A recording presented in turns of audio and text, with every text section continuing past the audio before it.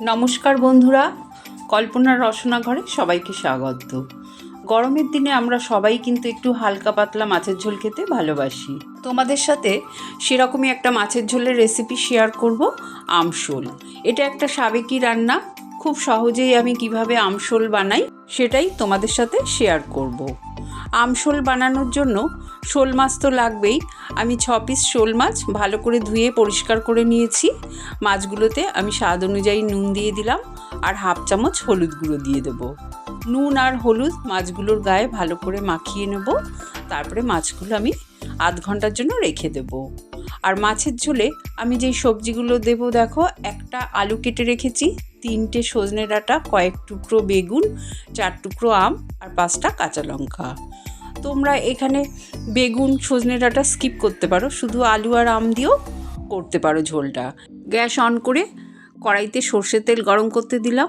তেলটা যখন ভালো মতন গরম হয়ে যাবে, প্রথমে মাছগুলো ভেজে নেব।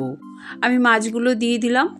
মাছগুলো এক পিঠ ভাজা হয়ে গেলে উল্টে দেব, অপর পিঠটাও ভেজে নেব। তবে মাছগুলো কিন্তু খুব কড়া করে ভাজবো না, হালকা লাল রং ধরলেই কিন্তু মাছগুলো আমি তুলে নেব।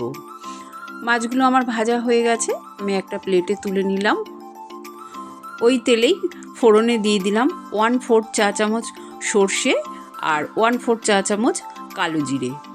ফোড়নের গন্ধ বেরোলে কেটে রাখা আলুগুলো প্রথমে দিয়ে দেবো, দিয়ে একটু ভাজা ভাজা করে নেব। আলুগুলো হালকা ভাজা ভাজা হয়ে গেলে দিয়ে দেবো 1/4 চা চামচ আদা বাটা। আদা বাটা দিয়েও একটু নাড়াচাড়া করে নেব যাতে আদার কাঁচা গন্ধটা চলে যায়। তারপরে আমি দিয়ে দেবো কেটে রাখা বেগুন আর সজনে ডাঁটা। বেগুন আর সজনে ডাঁটা দিয়েও একটু নাড়াচাড়া করে নেব তেলের সঙ্গে। তারপরে দিয়ে দেবো এখানে 5টা চেরা কাঁচা লঙ্কা। ঝালটা তোমরা তোমাদের পছন্দ মতন দেবে। হাফ চামচ হলুদ গুঁড়ো দিয়ে দিলাম, হাফ চামচ ঝাল লাল লঙ্কার গুঁড়ো দিলাম আর হাফ চামচের কম দিলাম জিরের গুঁড়ো। এখানে স্বাদ অনুযায়ী নুন দিয়ে দিলাম আর হাফ চামচ কিন্তু চিনি দিলাম। যেহেতু আমি এটা আম দিয়ে করব, টক ভাবটা ব্যালেন্স করার জন্য হাফ চামচ চিনি দিলাম আর হাফ কাপ জল দিয়ে দিলাম, যাতে গুঁড়ো মশলাগুলো পুড়ে না যায়। সবজিগুলো মশলার সাথে খুব ভালো করে কষিয়ে নেব।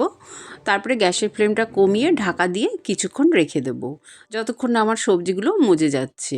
5-7 মিনিট পর আমি ঢাকনাটা খুলে নিলাম।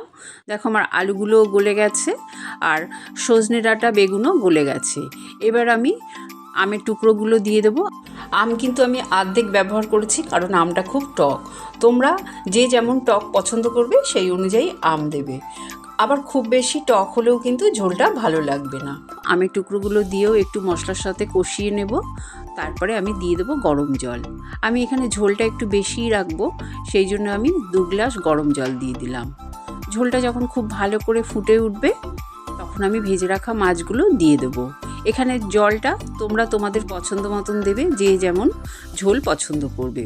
তবে টক ঝোল একটু পাতলা হলেই ভালো হয়। আমার মনে হলো নুনটা আরেকটু লাগবে, তাই আমি আরেকটু ঝোলের মধ্যে নুন দিয়ে দিলাম। তারপরে ভালো করে নাড়াচাড়া করে ঝোলটা টকবক করে 2-3 মিনিট ফুটিয়ে নিলাম। তারপরে গ্যাসের ফ্লেমটা কমিয়ে আমি ঢাকা দিয়ে আরও 10 মিনিট রেখে দেবো। 10 মিনিট পর আমি তোমাদের ঢাকনাটা খুলে দেখিয়ে দিচ্ছি। দেখো আমার আমটাও গলে গেছে ভালো মতন আর ঝোলটা কিন্তু একদম রেডি হয়ে গেছে। গরমের দুপুরে এই রকম যদি আম দিয়ে শোল মাছের পাতলা ঝোলের রেসিপি থাকে, তাহলে কিন্তু ভাতের সাথে দারুণ জমে যাবে। আর এই টক ঝোল তোমরা যে কোনো জ্যান্ত মাছ দিয়েই কিন্তু করতে পারো। রেসিপিটা যদি ভালো লাগে অবশ্যই কমেন্ট করে জানিও। চ্যানেলটাকে লাইক শেয়ার করো, নতুন বন্ধু হয়ে থাকলে সাবস্ক্রাইব করো। সুস্থ থেকো, ভালো থেকো, ধন্যবাদ।